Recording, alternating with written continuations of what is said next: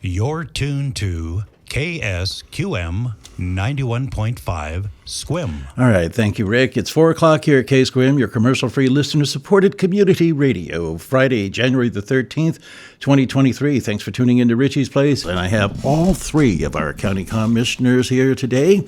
Mark Ozias is here, Randy Johnson's here, and our newest commissioner, Mike French, is here. And we're on camera today, so I think we're going to be able to play this back again, and you're going to be able to see how you look on camera on Channel 20, our local access TV here. So Silas is back there manning the technical stuff. And I'm sorry I didn't warn you ahead of time, so, but at least I got a haircut. So welcome, Mike French, to County Conversations, your first one. I hope we'll have more in the future. I was just mentioning that we've got you all scoped out for the next year for County Conversations. You've got a very efficient clerk at the board, don't you? Absolutely. Lonnie's a rock star. Yes. Lonnie Gores is her name. Lonnie Gores is her name, and she's excellent. So, Mike, I think maybe the first order of business is to introduce you to the listeners here at KSQM. And so you're a local boy. I am. I was actually born and raised in Port Angeles. The only time I've lived away is when I went to college at Central Washington University, but my whole life lived in Port Angeles. Yeah. I had a couple of boys at Central Washington University myself. So, okay. In windy Ellensburg. Oh, very windy. I remember that yes. Okay. And so, but you've come back. Mm-hmm. You came back. So many of our young folks get off, and of course I think that's one of the things over time our county commissioners have looked at, how do we create more opportunities for our young folks to stay here and stay on the Olympic Peninsula and have job opportunities. But what brought you back? Yeah, absolutely. And that is a continuing issue. For me, I came back and I kind of fit right into a really great opportunity to become a small business owner. So when I was 25 or 26 years old, I bought a restaurant in downtown Port Angeles, and we had great transition between the previous owners and myself, who really trained me up. Yeah, talk about a sure thing kind of business, right? That was January 1st, 2008, by the way. It was a great time. So I had a great learning curve for that, with the Great Recession and a lot of, but we made through it. So for the last 15 years, I was a small business owner, working at the restaurant. And then for the last 5 years, I've been a member of the Port Angeles City Council. So I had a little bit of the private sector experience and the public sector experience to prepare me for what I'm doing now. Okay, great. And of course, for folks, we have a lot of folks that move up here from other locations, from other states, including one of those to the south, that may not know how we operate here with county commissioners. And we have three here, but you're divided by districts, and you're district number 3. Mm-hmm. Mark is number 1, and Randy is in district number 2. But while you represent that district, voting in is not by district. You're voted by all the voters in the county, correct? Correct. And then we will, in turn, vote on issues that happen countywide. Right. And I think one thing that I've already learned in my short time here is we have commissioners. We're really lucky, I think, that we have commissioners that do see the county as a county. They're not just squabbling over their district and their issues and their projects. They're saying, hey, is this going to be good for the county? Then let's support it. We have had an Elwha Bridge replacement that's been really important to us. That's in the District 3, and Randy and Mark have both been really supportive and gone out and talked to our legislators about that issue. We've had projects happening on the Dungeness River, and I think that's kind of what I see from my other commissioners is they see the county countywide. They want to make the county prosper countywide. But we of course are going to have our own relationships and conversations with our own district. And we kind of divvy that out with our boards and committees. Right. So I'm going to be on a lot of boards and committees in my district while I'll report back to the county. Right. Well, speaking of that, of course, you've replaced Bill French, Bill Peach, excuse me. Bill French was a planning commissioner of mine back in California. Bill Peach was from Forks. Mm-hmm. So, now you've got your constituency out there in Forks. How's that going to work? And you're in PA. So. Yeah, and it's a challenging district because it covers probably about a third of Port Angeles, maybe a quarter to a third of Port Angeles, as well as all the way way to the coast, Forks, Nia Bay, Clallam Bay, CQ, a lot, Joyce. So there's a lot of ground to cover. My plan is to be out in the West End at least twice a month. They have a lot of business meetings out there. They have a Forks Chamber of Commerce that has regular meetings. They have a professionals meeting in the mornings, on Wednesday mornings in Forks. So You've got a 4-wheel drive. Yeah, well, we'll see how it does. I might have to borrow my wife's SUV in the winters. But I was out there earlier this month, talked to the city attorney at Forks there, Rod Fleck, and he gave me a list of probably 20 or 15 to 20 people that I said, go talk to this person. You need to meet them. You need to know them. So I've got some work to do. Say hi to Rod when you see him for me. Rod's the one remaining planner than when I was a planner here. Barry that was the planning commissioner and planning director, and the PA is gone, and so you've come in as a commissioner and you're learning. How's the learning curve going? It's a lot. And I'll say there's really two, it's learning information. It's learning what projects are going on, what's the, policy direction, but it's also learning people, it's relationships. And so, I'm kind of doing both at the same time. But it's been a lot of fun. There's a lot of great people that are working at the county. So they've made it as easy as it can be, I would say, so far. And parliamentary procedures, however, are still pretty much the same. And that was the nice thing about being on city council, was a lot of that general government stuff I kind of had a little bit of a head start on. Now, of course, the city is a lot different than the county. My city council job was really more a part-time kind of thing. The county commissioner job is full-time. But yeah, I really feel like I'm pretty lucky to have that preparation, a little bit of a head start. So familiar with some of the land use issues and, with the Growth Management Act and some of those kind of things, because you're going to be getting into that pretty heavy in the future.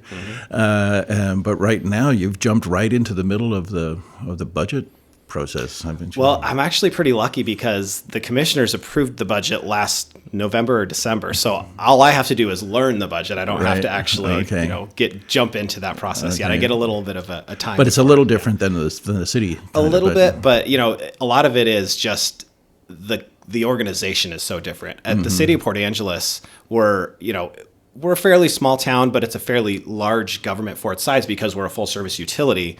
The county doesn't have nearly as much of the utility side, but they're a much bigger government. And so, it's different, but the same, right? And the relationship here, your term of office is how many years? 4 years? 4 years. And now we don't have two of you up at the same time, do we? No, that's good. No, there's the District 1 commissioner election will be this year, so Squim area folks will be looking for that later this year. The District 2 position is the following year, and then there's a 1-year break. Okay, and then the cycle starts over. Okay, that's good. I mean, I've seen where a majority on a city council or something changes at one election, and it's not a good picture. Institutional memory does matter. Yes, it does. It does. It really does. So speaking of that, have these guys been holding your hand a little bit? I mean, they've been great. They've been really great. Yes. Okay. Because there's a lot. There's, like we talked about, there's the budget, there's the departments, there's the other elected officials. There's a lot of different, it's not just the Board of Commissioners. In the county we have, elected sheriff and Department of Community Development director and all these different elected officials. And then there's all the boards and committees. So it's been a lot, and I feel very, very welcomed. So it's been great. Okay. What's the biggest issue on the plate right now for the county? I can't speak for the other commissioners. That's a line I learned from Randy. But I will say for me, housing affordability is the issue that I hear countywide. Oh, that's a new topic that's never come up in government before. I'm the first one that's brought it up. So in fact, I'm trying to think back 40 years ago or so when I got into planning, and housing affordability was an issue then, and it never been solved, it looks like. But And there's so many different ways you can talk about it. You Yes. can talk about it from, are we doing our job when it comes to the permitting, to the land use? How are we, what about the cost per square foot issue? And then, what about how would we deal with people that are struggling, that are, below the income levels that would give them, subsidies from the state? Is there enough? Yeah, that kind of leads me into a question about, and the other two commissioners might want to jump in as well. I mean, you're representing the folks here, the local constituents in Clallam County. We also have representatives at the state level, right? Steve is up there and Mike's up there. And there's laws happening at the state level that affect us down here. How much do you feel, or do you actually communicate local issues to our state reps so that they can represent it in Olympia, particularly, say, changes in state law that will affect housing, price per square foot on housing construction, something like, we just require all houses to have a water meter on Class A systems, even some of these private systems. So each household had to pay out $700. Just happened a few years ago. So even, was it necessary? Was there something we could not have to do? But I know, like fire codes and building codes are constantly changing, and those things are happening at the state level. So how much communication do we have with our state reps? First of all, I think all of us I'll try it again, communicate all the time with our state reps, and it's an important thing. But recognize we have two really wonderful state reps. They pay attention to our area, obviously around the entirety of the peninsula, but there's still only two out of 98, and you have to remember that. And so we, as commissioners, have presented more than once about housing affordability, all the issues that Mike alluded to. And one of the big issues, certainly we've seen it in our Housing Solution Committee, and by the way, all commissioners participate in that because we think it's that important. But back to my point, one of our local builders came forward, who's a Squim builder, came forward and said, let me tell you about the changes. The first change came about 6 years ago, and that added $15,000. The next change came and added another $15,000. The last change, every 3 years, and added another $20,000. And we all understand energy efficiency. Obviously, the climate is a very important topic. But when you start getting to the point where you're getting the last 1/10 of 1%, and it's costing 99% of the cost of anything else, you start wondering, why are we really getting these benefits? And we've made a presentation, certainly, to all of our representatives and to Kevin Vandeweghe, a state senator, on this topic. And I know for a fact that Representative Chapman's been to the Builders Association, learned all those things, but as he said, I'm one voice. So, it's not like they don't understand. And of course, housing, again, as I think all of us have said, is really important. And the governor thinks it's important. He allocated, $4 billion, I think, towards housing this coming time. Yeah, you always want, bills and projects always have that economic or environmental impact reports that go along with them. But you also wonder if they each should also have an economic impact report that go along with them, a real cost-benefit analysis. And I think you mentioned this last time, Randy, about the, you can get that first 80% or 90% pretty cheaply, but it's that last 10% that really kills you. Well, and if you look at every raise of $1,000 in home price, how many people can now not afford the house? Right. And even more with interest rates at 6.5% or whatever. Exactly. They're at. So, yeah. And of course, 40 years doing housing, the biggest impacts were always the interest. When the interest rates went down, I thought, wow, how much work did we do just try to get a couple $1,000s off the price of the house, and here it is. Well, the other commissioners warned you that we take music breaks, and so what are you going to sing for us? My college degree was in piano, so if you got a piano, I'll play it. But I'm not going to sing.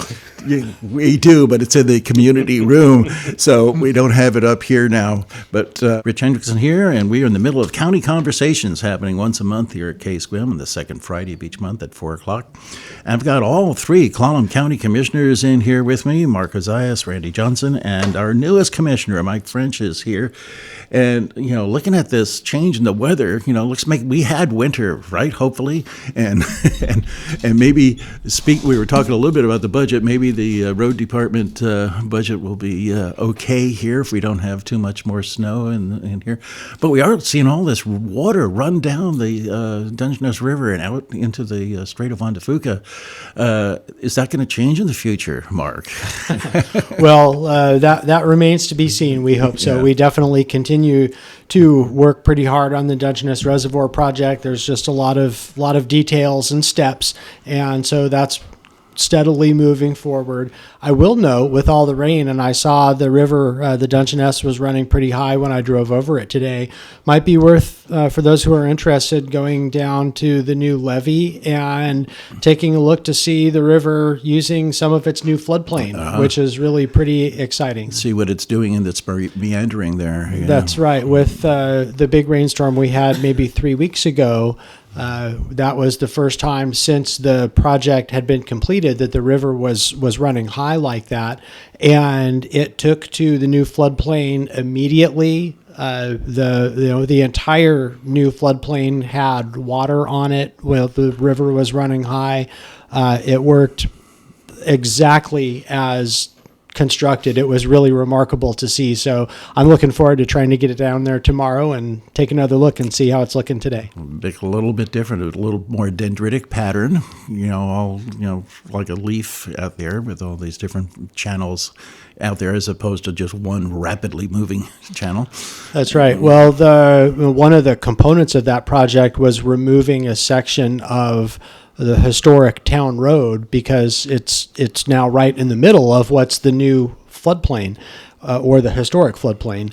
And so all the asphalt was taken out and some of the contaminated soil was removed, and several log jams and other debris were placed along where the roadway used to be, and watching the water flow along what used to be the roadway and around a log jam, and looking at where beavers have already started getting to work, creating their own little diversions is really quite something. And for anyone who's walked on the old levee, it was evident what the river wanted to do, and to now see the river actually doing it and doing it immediately it's a big win. That's a project that I think to date was probably the county's most expensive project, and certainly one of the more complex projects that the county's undertaken. It was 10 to 12 years from start to finish, with all the permitting and back and forth with the Army Corps of Engineers and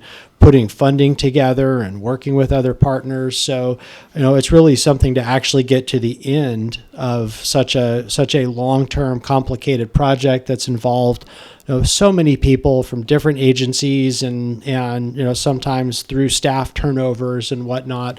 To actually get the project done, have it work is an accomplishment worth noting. Mm-hmm.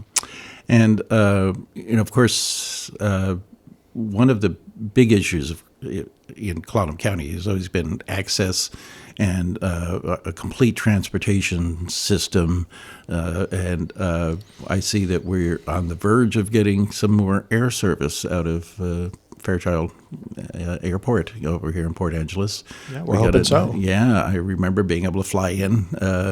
What was it? Horizon used to fly in, and it was pretty nice. Particularly when you came in, it was only a couple people, and you got to have the whole bottle of Chardonnay to yourself. And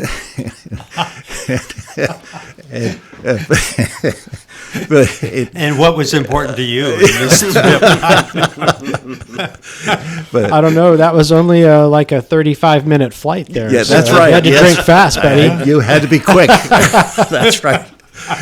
So that looks like they're going to be starting up. So you'll be able to have folks fly into Seattle and then jump over to Port Angeles and stuff. What other economic developments do we see coming up in the next year here? We got some things on the horizon. Well, and I can't, what you said about Dash, I can't underemphasize how important that is for a lot of people. Mm-hmm. It's always interesting with this whole change with COVID. We've had a lot of people who've moved out of Seattle area and moved over here. One of my neighbors, consulting geologist, but guess what? They have to fly to XYZ every now and then or go wherever. And so, I can just see as that expands, and Dash talked about four flights daily to begin with, and then they're in the summer looking to 6, and then they talked about maybe making times more efficient for getting the East Coast or whatever. Mm-hmm. But that I just think will just absolutely be a great benefit to all kinds of folks that we have here, and right behind it in Mike's area there are 2 mills, but one mill in particular that's expanding. The green team, as they call themselves, and utilizing not only the forest products you'd think of like lumber, but also bark and a lot of other specialty things that come out of that. And that's for the West End very, very important because you're talking about truly family wage jobs, $60,000 plus a year, which makes so much sense, for an area that's more in poverty than the other 2 areas of the county. Mm-hmm. So, exactly. And that's occurring right as we go. I mean, they're investing their money, getting ready for the expansion, getting ready to hire people. So I'm very appreciative of that going on. So, yeah. Rich, I would add to that one of the other things that we've really been focusing on, and again, Colleen McAleer at the EDC has been a leader in this, is really thinking about what are all of the things that we can do to support and build business owners here in our community. Certainly when a new mill comes in or is opened, and that provides the opportunity for a significant number of new family wage jobs, that's obviously really great. But most of the wealth that's built on the peninsula comes from business ownership, and that really is an important component of economic development and of sort of being masters of our own destiny in a certain sense. And so I'm really happy with the investments that the commissioners have made over the years in supporting programming that helps entrepreneurs, for example, through the Center for Inclusive Entrepreneurship. And I'm really impressed with the work that Colleen and the EDC is doing to really provide the kind of meaningful support to small businesses to help them be successful and to help them excel. Mm-hmm. And that effort that Colleen was one of the things that she's done recently was really well targeted with bookkeeping. Was a skill that was really in high demand, and we just didn't have the talent and the skill, to deliver, and that affects both nonprofits and small business.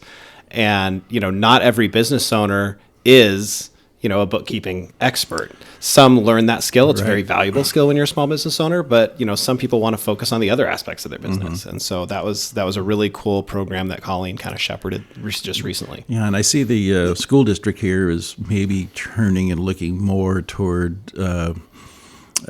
other future focus for students rather than just going to college, just other kinds of job opportunities and training opportunities. I mentioned that to you that I worked at OLICAP for a while, and when I was there, we coordinated with Peninsula College for the dental hygienist training and some of those kind of things. My wife was actually in that program. Was she? Just so you know. Took my office. Let you know, took my office. And I see that there was a story about the hotel downtown is doing a lot of renovation that might impact the Crab Fest a little bit. We might have to locate some of that crab over in Sequim for the interim. Wait a minute. You've got the Lavender Festival, the Irrigation Festival, the Sunshine Festival. Again, it's across the county. Okay. There's always Dungeness. Yeah. And Hurricane Ridge is doing renovations up there as well. So we got a lot of potential stuff for bringing in tourists and, building on that. But, of course, getting back to some of the roots of our economy in the county, the farm roots and stuff, and talking about incubators, the farmers markets are incubators, the vendors that are coming in here. We saw a tremendous growth of small farmers at the Sequim Farmers and Artisans Market. And one of the things that we did over in Columbia County through the Port District over there was build a location for the small farmers to come and take the next step with their product, value added, instead of just growing it and then selling it, the raw product, add value to it, create something sort of like, we had Jose's famous salsa started at the farmer's market here, and now is a very successful expanding business in downtown. So doing something like that to, build on that, and instead of just shipping stuff out, add the value here in the county. And so how closely does the county commissioners work with the Port District? Well, I'd say we work pretty closely with the port. We have joint meetings with the port commissioners regularly, and there are any number of projects that are collaborative projects. The Emergency Operations Center is one example, but there are many. Mm-hmm. Yeah, we've got a new director for the Port District, right? That's taking over now. He was having a meeting that was down at the John Wayne Marina about the future of the John Wayne Marina here, and that's been on the table. Yeah. More than once. Yes. And Rich, in our county, the WSU Extension provides a lot of support and coordination for our agricultural community, and particularly focused on providing training, support, education, and resource for the small farmers so that they can be successful and grow beyond the farmers market, if that's their desire. Rich, I was just going to say, we all just love farmers markets and all the, as you said, all the new farmers that have come into those, and some of them have expanded. And what we've all talked about is collaboration. So it's WSU Extension really important. The conservation district's also very, very involved at the local farm level to help advise farmers not only how to do it better, but also help them financially when you think about how we're going to put together different things.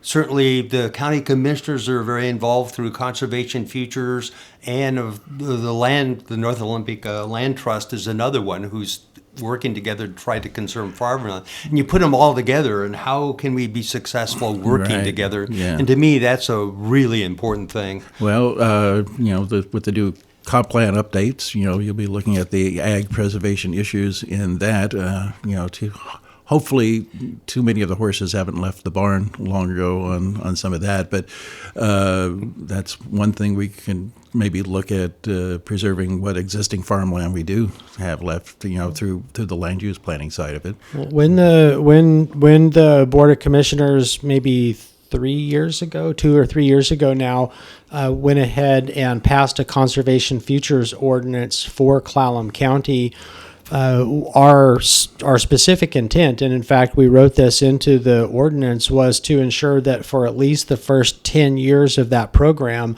the funds would be used exclusively to help support and sustain and preserve local farmland. Yeah. The conservation futures funding can be used more broadly, but because we really felt like we had a short window of time in which to try and take off some pretty big bites, we really decided to focus that funding, and we're happy to say that just here in the last month, we have actually formally approved contracts for one and just about to do the second of the initial investments from the Conservation Futures Fund. We're able, the applicant, in this case it was the North Olympic Land Trust, is able to use those county dollars to leverage many multiples of our investment to bring those projects to fruition. But from the commissioner's perspective, that conservation futures ordinance and targeting to working ag land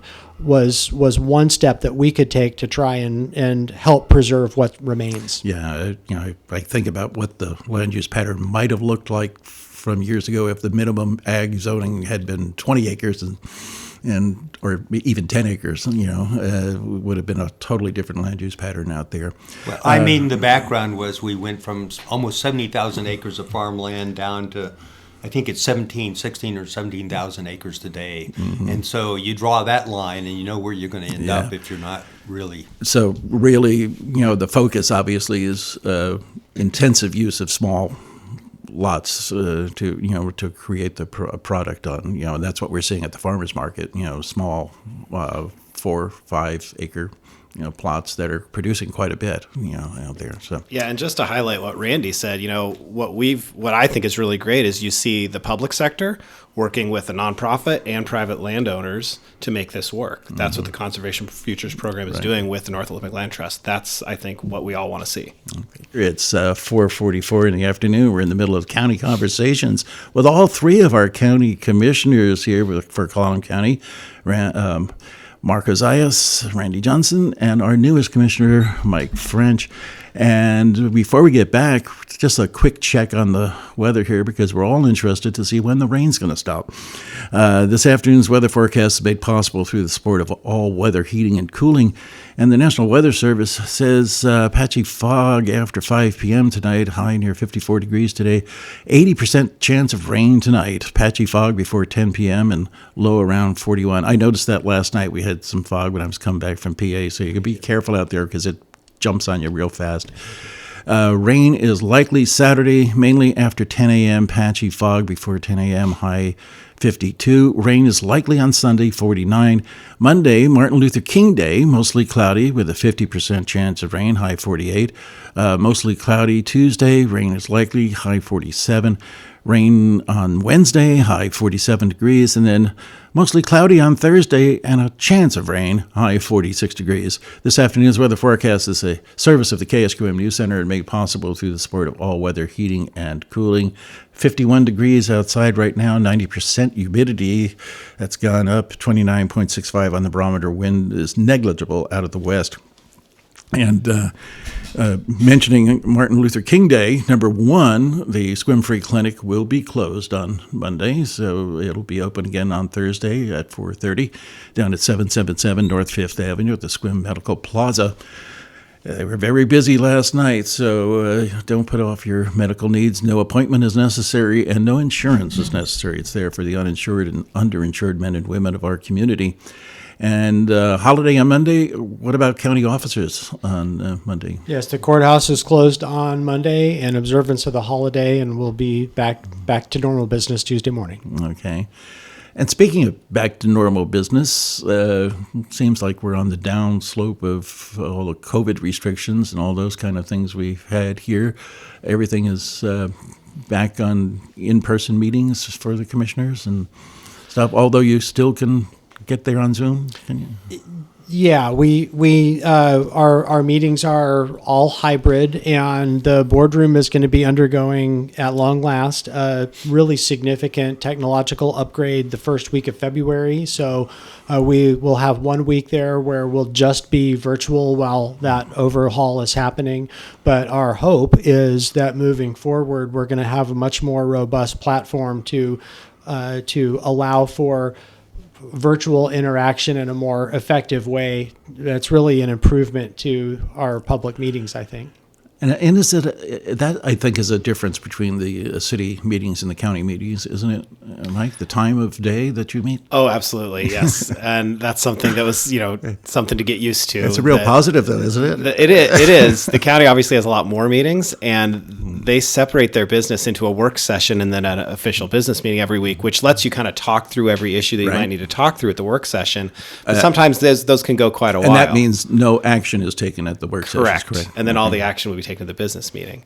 And, a lot of us, the local governments, we went through a lot of learning about, that the virtual access and everything over the course of the last few years, both the city and the county.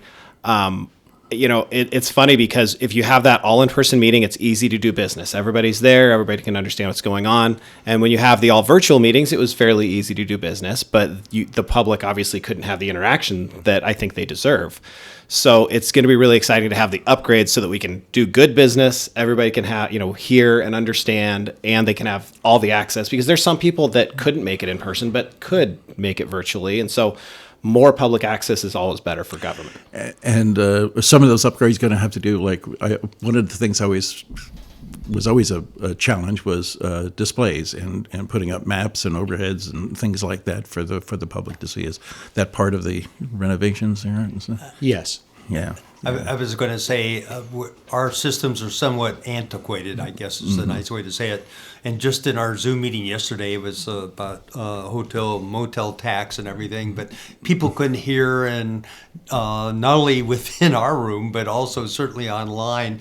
And then others could hear. And how do we get us all together, And that's makes it very difficult to hold a meeting. Exactly. And as the newcomer, I have been really impressed with our IT department at the county. I think they do really great work, but when they don't have the right equipment, they can't run it the way that we want it to. So I'm excited for the upgrades. Yes, and I get totally lost with all the equipment and stuff. They're talking about some more equipment here for us as well and stuff. So we're always doing, including what we've seen here is the cameras that we're looking at now. So some folks will be able to check out our local TV access station. I think that's channel 20 on the Wave system, and do that. Well, again, we've got the whole schedule for the year. It's amazing. We just look and see what's going to be coming up in February, and then we are going to talk about county with the county treasurer is going to be back in here, and we can talk about property taxes and all of those kind of things. Randy, are you going to be here to jump in on that one? Yeah. Why are you addressing that to me? So. Well, I thought you were interested last time we were here. I am interested. And again, that goes back to all new people moving up into the county and not understanding how government is funded here in Washington State. And it can get a little challenging, and levies and things like that. I mean, Mark, you were talking about a levy before, but a different kind of levy. So people get very confused here. Yes, they do. I would say it is worth going on the county website, and it's very easy to look up your own property and to see what constitutes your property tax. How much is going to state schools? How much is going to your local school district? How much is going to your fire district? How much is going to the county roads? How much is going to the county general fund? How much is going to your library district, et cetera? It's really educational. And one of the things that's most important to recognize about that is that the county portion of your property tax, which does fund a large portion of county government, that's our primary funding source.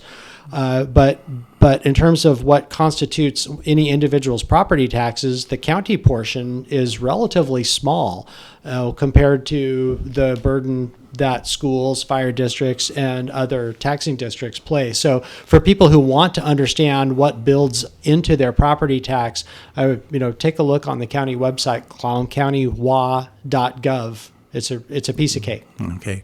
And of course, you could also go there and check on the commissioners' agendas and minutes of past meetings and those kind of things. Okay, and notices of public hearings and all this kind of stuff that's coming up. Any last pieces of information we want to send out to the public here, or anything you want to say how excited you are to be on and not having to run for office again for 4 years? Well, that part is exciting. I feel like I'm really lucky to join the county at this moment. We have a lot of change happening at the county, but I think there's been a lot of really good shepherding of the county by some of our people that have been in office. We have, a new county treasurer that you mentioned. We have a new director of community development. We have a new sheriff. I'm new at the board of county commissioners, and there's a lot of energy to, just deliver public services to the public and do it in an efficient, strategic way. So I'm really excited to be part of that team. Mm-hmm. Okay. Well, thank you all for coming in. It's great to have you all here together at one time. And once again, we'll be back in February with another edition of County Conversations right here in KSQM, second Friday of each month at 4 o'clock hour. And if you want to ask questions of your county commissioners, I'm sure their door is open and stuff. You each have an email page that's on your county website as well, so easy to send in things and contact you. Okay, and we'll do that as well. And if you want to have your conversation, your county question on air, you can just call in here 360-681-0000 or email us at office@ksqmfm.com, and we'll be sure to pass that on to the commissioners at the next county conversations.